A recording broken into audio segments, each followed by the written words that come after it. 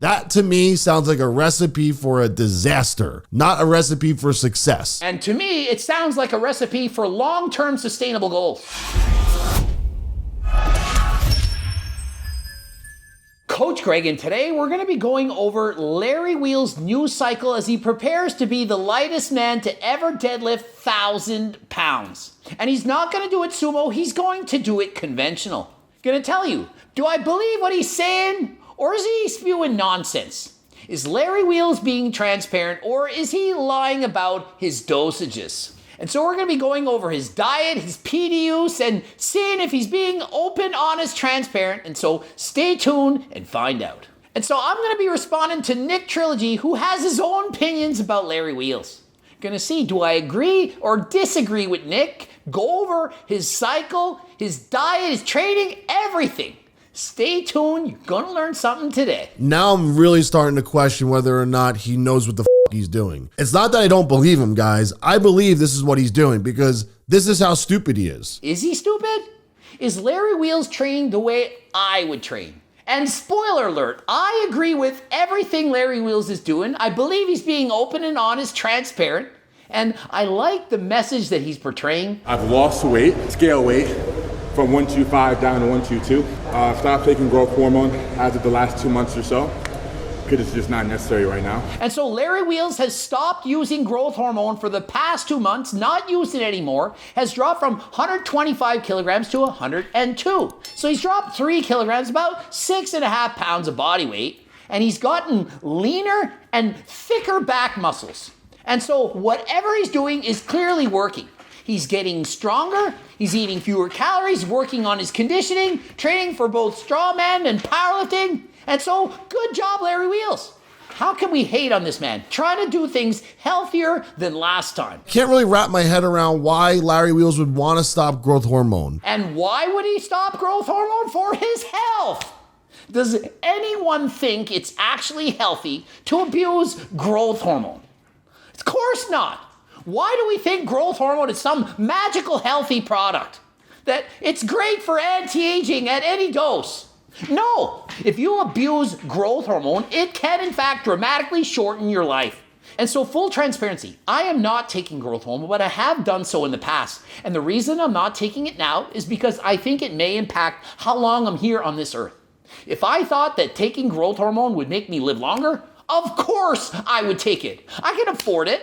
My opinion is that it takes away from your advanced years, and it's a trade-off in order to make you feel better, look better now.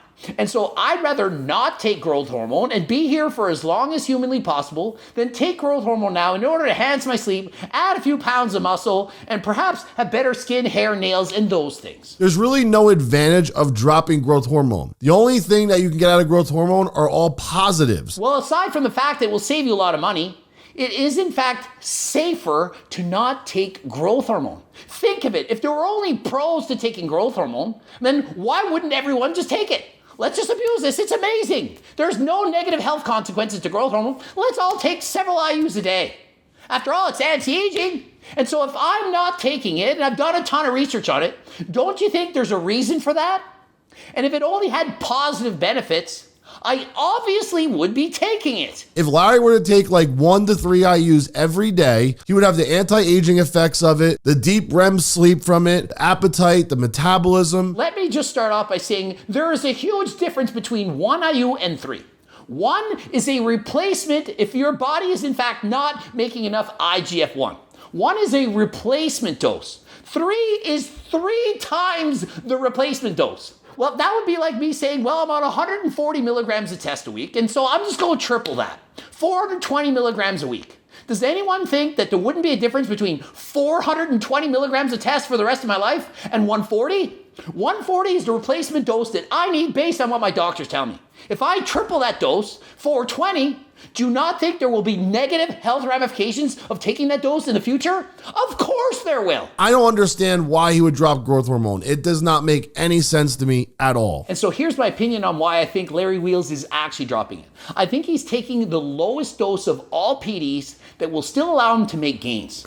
This is exactly what I recommend people do. If he can improve his deadlift without growth hormone while just taking lower doses of testosterone, why wouldn't he do that? And later on, when you hit a plateau, you can't get any better. At that time, you can then make the decision. Should I add in growth hormone? Should I up the dose? Should I add another compound in? He's making gains in the gym without it. And so great job on Larry Wheels to make the most from the least. About 2 to 3K tops calories per day. Just 3 meals, a snack, which might be a cookie or a slice of cake. Just eating when I'm hungry. And can you in fact make improvements by main gaining? Exhibit A. Larry Wheels is quite literally making progress on about 2,000 to 3,000 calories a day. He's getting a thicker back, his strength is going up without using growth hormone on lower doses than he did in the past. He says, in the past, I force-fed 6, sometimes 10,000 calories a day. Right now, about 3,000 calories or less. He says he typically eats 3 meals of 800 calories and perhaps a cookie or ice cream or some kind of a snack on the side. He eats till he's full, happy, satisfied. He's not going to the gym stuff, feeling like garbage, feeling like he wants to puke. And so if Larry can do it, trying to set world records in the deadlift, then don't you think you can do it? Do you really need to bulk up to 300 plus pounds to lift these heavy weights? Larry is losing weight. He's dropped 3 kilograms, yet he's getting stronger and has more muscle in his back. Where I would have, let's say, 6,000 a day, 10,000 calories a day. And the health consequences greatly outweigh the physique and strength benefit. How can you use this information to apply it to yourself? Be fit. Do your cardio. What good is eating a ton of food, bulking up, having poor cardio if you can only perform 1 set in the gym? Larry Wheels can go harder than last time in the gym. He's making progress, and he can train hard and recover. That is because he's working on his cardio, he's doing his strongman training, he's eating a proper diet, 3 meals a day plus snacks. That's all you need. You don't need to eat 8 meals a day. You don't need to force feed all these calories. I'm saying, why would he not want to make sure he's eating a sufficient amount of protein, carbs, and fats to fuel his workouts and recovery? If he wasn't getting enough protein and or calories, his performance in the gym would be going down. And so if you want to know if you're eating enough protein or getting in enough calories, look at your performance in the gym. If you feel great when you train, you're making improvements, setting PRs, obviously you're eating enough. It's not rocket science, folks. Base your eating patterns on if you're making progress in the gym. And on top of it, he's not using any anabolics, any growth hormone, only testosterone, which you're going to hear in a second. How does he plan on making progress? Testosterone is an anabolic androgenic steroid, one of the best ones, one of the most researched of all time. I'm literally on HRT, which is testosterone. That is an anabolic steroid. And so I'm not pretending to be natural, not a fake natty. I'm on test HRT. Larry Wheels on the same thing, only in higher doses. And so to say, how is he going to make progress? He used to abuse PEDs. He's saying how. He's training properly. He's eating enough. He's getting in enough protein. And he's making gains in the gym on the lowest dose that allows him to progress. And so why should he take more? If he added in growth hormone, DECA, Anadrol, so on, of course he could get faster results, but he's trying to get slow and steady gains. As long as he's making improvements in the gym, training is fun. And this is not about setting records today. He has his entire life to set records and make gains in the gym. If you're making gains, even if they're small, it's all you really need. Those slow, steady gains, they add up over time. Larry legitimately thinks that by cleaning out his body, not taking anything, not taking growth hormone, not taking anabolics, any androgens, is going to make him better. Well, I don't think that he's doing this to make himself better. I think he's doing it to make himself healthier, and he's trying to make progress on the lowest dose that can work, and then later on he can add more. My advice, take the lowest dose of whatever you're doing that makes you happy, that allows you to get the results. Even natural supplements. For example, if you're taking pre-workout, rather than taking 2 scoops, take 1. If 1 scoop is all you need to feel good and go to the gym, take 1.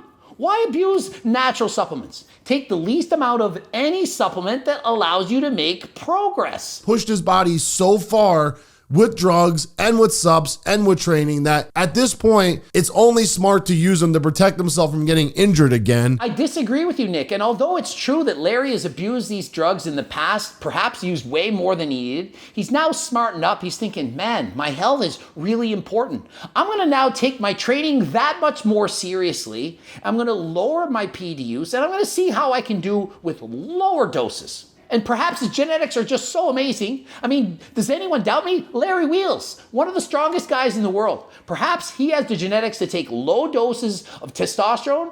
He's a hyper responder, and he can make amazing progress from there. Later on, perhaps he peaks out, can't improve anymore, and he can add doses from there. This is not going to end well because he even says he's not eating proper nutrition. Like, why would you not want to make sure your nutrition's on point at least? He never said that his nutrition isn't on point. Eating 3 meals a day plus a snack or two, that's fine. 3,000 calories. Just because he's not force feeding doesn't mean his nutrition isn't on point. Take me, for example. I eat about 3,500 calories a day. I usually eat 3-4 meals a day and a snack. I'm racing bikes. Think of the calories I'm burning. I'm burning 1,000 calories almost every day racing that bike. And not only am I racing bikes, I'm doing full body workouts 3 times a week. Yet I'm improving, gaining muscle in the gym and improving my cardio on the bike. And so is anyone going to say, well, Coach Greg, he's doing it all wrong. He should be eating 6,000 calories a day. He should be force feeding. Then he would be even stronger and faster on the bike. Of course not. I'm improving on the bike, getting faster than last time, better in the gym, lean. And so just as it's working for me, it's working for Larry Wheels. You don't need to bulk up, force feed to put on muscle and strength. And let's not forget, he's trying to be the lightest guy to deadlift 1,000 pounds. If he bulks up to 300 plus pounds as he was in the past, he won't be the lightest guy. I mean, for Christ's sake, just at least take old school labs vintage build so you have your amino acids, your L-glutamine, and your creatine during your workout. And so you can take old school labs if you like. Of course you can. Or you can take GO2 max. Dramatically improve your cardio. Also, beta-alanine, also for cardio. You want things to help you build muscle? Creatine. Also, Turk Builder, chock full of 20-HE and other ecdysteroids that are shown in research. That's right, shows that ecdysteroids are in fact effective, and they're suggesting to put it on WADA's banned list. They consider it to be an anabolic agent. They want to ban ecdysteroids. It's in Turk Builder, it's illegal now. Think of it, we're not selling illegal products, and of course, it's safe for human consumption. These human clinical trials have to go through rigorous standards to ensure that it's safe for people to do it. They're not gonna give people a bunch of dangerous drugs and say, hey, take this, we'll see what happens. Can't do that. And so it's an approved study, double blind with placebo, and those taking the ecdysteroids showed increases in strength and muscle mass more than the placebo group. What more can you ask for? Well, you could ask for more of these studies. And I can't wait till they come out showing that ecdysteroids are what works after all. We thought it was testosterone, but after looking at the data, it was in fact the ecdysteroids after all. Good training can really take you, as opposed to slacking with the training I've done in the past, because I haven't had a coach present in the last couple of years. Admittedly, I've been training for views. And so the reason he's able to lower his doses and still make progress in the gym is because he's now training smarter. It's not all about training harder, it's all about training smarter. And so Larry, he's getting older, wiser, training smarter, and clearly the results are paying off in the gym. He doesn't have the PEDs to recover. He's not eating proper nutrition to recover, and therefore he's gonna overtrain and get hurt again. And so Nick's saying, well, eventually it's gonna catch up with him. He's gonna be overtraining because he's not abusing supplements. I don't believe that that's true. It's not like he's doing it 100% natural. He's still enhanced, he's just not as enhanced. But if he's training hard and smart with a coach, then they would ensure he doesn't burn out. The coach is gonna know, he's gonna say, hey, I see your performance in the gym, went down a little bit this week, let's back off a little bit, take a deload. And so because he has proper coaching and he's gonna train hard and smart, I don't believe he's eventually gonna come to a point where he needs to abuse all these PEDs to not get injured in the gym. In fact, the more PEDs you take, the greater the chance of getting injured. Think of it. You're pushing the heaviest weight, you're on the most amount of drugs. Can your tendons actually keep up with the strength of the muscle? 1,000-pound deadlift is a very sizable, respectable goal. It's realistic. I want to do it under 125. Conventional, of course. These are great, amazing goals, and I'm going to be rooting for Larry Wheels to set these PRs. This is amazing, great message. He's being open, honest, transparent, not lying about what he's doing. And so why not cheer for this guy? Perhaps in the past he wasn't as honest about certain things, but now I believe he's being honest, he's being transparent. And so give Larry Wheels a follow, cheer for him. Let's see if he can be the lightest person ever deadlift 1,000 pounds deadlift. He's not taking anything, and he needs those things to make sure he stays healthy. Is it not safer to not abuse drugs, to take lower doses, versus is it in fact safer to take high doses of steroids? I don't get it. I don't know why he thinks this. And so Larry Wheels trying to be the lightest guy to deadlift 1,000 pounds. Would it be then safer for him to try to deadlift 1,100 pounds at the biggest body weight possible? Should he in fact start bulking up, doing 6,000 calorie a day meals, taking tests, tren, Anadrol, going for 1,100 pounds? What's safer? What's more likely to keep him healthy and injury-free? Aiming for 1,000 pounds at a lighter body weight, or 1,100 pounds at a massive body weight while abusing more PEDs? And so leave it in the comment section. Would you rather see Larry Wheels blast his face off, go for an 1,100 pound deadlift at any body weight, or be the lightest man to ever deadlift 1,000 pounds while being on a safe and lower dose of PEDs? That to me sounds like a recipe for a disaster, not a recipe for success. And to me, it sounds like a recipe for long-term sustainable goals. If you're on a diet that you can't stick to, that you hate, perhaps force feeding all the time makes you feel sick, tired, you can't sleep right, perhaps you're throwing up in the middle of the night because you can't keep the food down. How many IFBB pros have we seen say, I hate force feeding, I get sick, I'm blending up chicken breasts? Does that sound like a diet you want to follow? Or like Larry Wheels, yeah, I'll probably eat 3 meals of about 800 calories per meal, and then I'll eat a cake, a dessert, candy, whatever snack I want, and I feel good. Which diet do you think Larry Wheels can follow for the rest of his life? If you're a big eater in the gym trying to lose weight, get the freaking cookbook, hard copy version, lower calorie, delicious, high protein recipes for you. Also have training books, the Circle Diet book, of course, all kinds of supplements, harder than last time. Click the link in the description, and free training program by becoming a newsletter subscriber. Ending it here. GregDoucette.com for coaching. Greg Doucette, IFBB Pro. Check out one of those bloops. Also, comment, subscribe, click the bell button. Phone consults, coaching plans by me and my team. And until next time, I am out.